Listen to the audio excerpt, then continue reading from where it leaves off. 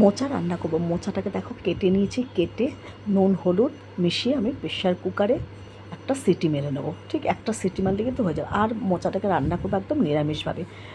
আমি আর্ধেকটা নারকেল কুড়িয়ে নিয়েছি, কুড়নি দিয়ে, আর কিছুটা নারকেল কুচি কুচি করে কেটেছি, আর একটু ঘি, গরম মশলা, জিরে, আদা, কাঁচা লঙ্কা দিয়ে শুধু রান্না করব। অসাধারণ লাগে। মোচা যেভাবেই রান্না করো না কেন দারুণ লাগে খেতে।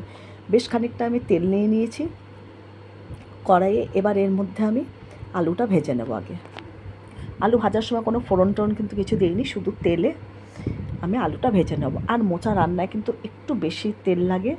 তো যাই হোক, নিরামিষভাবে যেভাবে আমি বানাচ্ছি নারকেল দিয়ে মোচা করলে কিন্তু এমনিতেই দারুণ টেস্ট হয়।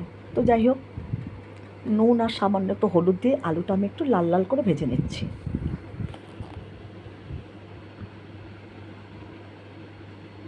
আর এদিকে জিরে, লঙ্কা আর আদা আর একটা টমেটো নিয়েছি, সেটাকে ভালো করে মিহি করে পেস্ট করে নিয়েছি। আর আলু ভাজা পরে ওই তেলে আমি নারকেলটা একটু হালকা করে ভেজে নিচ্ছি, খুব কড়া করেও ভাজবো না, একটু হালকা ভেজে নিচ্ছি। ভেজে এবার নারকেলটা আমি তুলে নিচ্ছি, একটু তেলটাকে ছেঁকে ছেঁকে তুলে নিচ্ছি। ওই কড়াইয়ের মধ্যে আবার বেশ খানিকটা কিন্তু তেল দিয়ে নিতে হবে। আবারও বেশ তেল দিয়ে এর মধ্যে আমি দেব গোটা জিরে, সাদা গোটা জিরে, আর একটা তেজপাতাকে দু টুকরো করে নিয়েছি। আর এর মধ্যে গরম মশলা দেবো, এলাচ, দারচিনি, লবঙ্গ, এগুলো দিয়ে ভালো করে ফোড়নটা আমি একটু ভেজে নেব। আর এই যে গরম মশলা দিয়ে দিলাম, দিয়ে এবার ফোড়নটা একটু ভাজা ভাজা হলে এর মধ্যে আমি দিয়ে দেবো যে মশলা করে রেখেছি সেই মশলাটা। তার আগে এর মধ্যে একটু আগে দেবো আমি নারকেল কোড়াটা। এ দেখো নারকেল কোড়া দিয়ে দিলাম। নারকেল কোড়াটা যেন পুড়ে না যায়, হালকা করে একটু তেলের মধ্যে নাড়িয়ে চাড়িয়ে নেব। দেখো একটু লাল লাল রং হলেই এর মধ্যে এবার আমি ওই মশলাটা যে করে রেখেছি সেই মশলাটা দিয়ে দেবো। এইভাবে নিরামিষ মোচা করলে এত ভালো লাগে খেতে, তুমি এই এক পদেই পুরো ভাতটা খেয়ে নেবে। তো যাই হোক, দেখো আমার নারকেলটা একটু ভাজা হয়ে গেছে। এবার এর মধ্যে দিয়ে দিচ্ছি সেই মিহি করে রাখা মশলাটা, আদা, জিরে, কাঁচা লঙ্কা আর একটা টমেটো মশলা। আর কোনো মশলা আমি এর মধ্যে ব্যবহার করব না। ও টমেটোটা ভুল বলেছি, টমেটোটা আমি পেস্ট করিনি, এটা কুচি করে এর মধ্যে দিয়ে দিলাম। এবারও খুব ভালো করে মশলাটাকে কিন্তু আমি কষিয়ে নেব। পরিমাণ মতো নুন আর হলুদ দিয়ে দিলাম।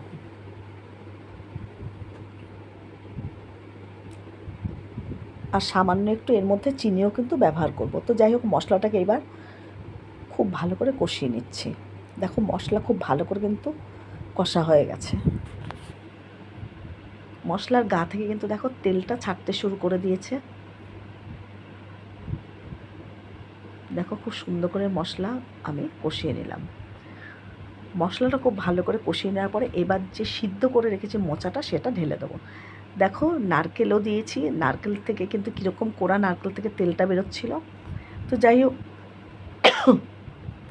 এবার আমি এর মধ্যে মোচাটা দিয়ে খুব ভালো করে নাড়িয়ে চাড়িয়ে রেখে দেবো। আর দেখো মোচাটা একদম ঝিরিঝিরি করে কাটা হয়েছে।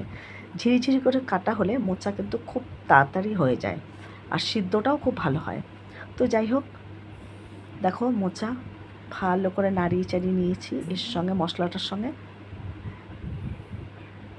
আর ভালো করে মোচাটা মশলার সঙ্গে মাখিয়ে এখন আমি এর মধ্যে দিয়ে দিলাম ভেজে রাখা আলু আর নারকেলের কুচিগুলো।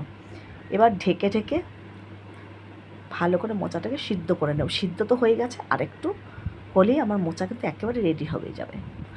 আর নামানোর সময় আমি এর মধ্যে দিয়ে দেবো আবারও একটু গরম মশলা, সামান্য একটু চিনি দেবো, গরম মশলা আর ঘি দিয়ে নামিয়ে নেব। মোচা প্রায় হয়ে গেছে।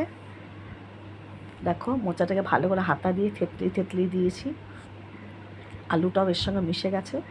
এইভাবে তোমরা নারকেল দিয়ে শুধু করে দেখবে, আর ঘি, গরম মশলা দিয়ে দারুণ লাগে মোচা খেতে।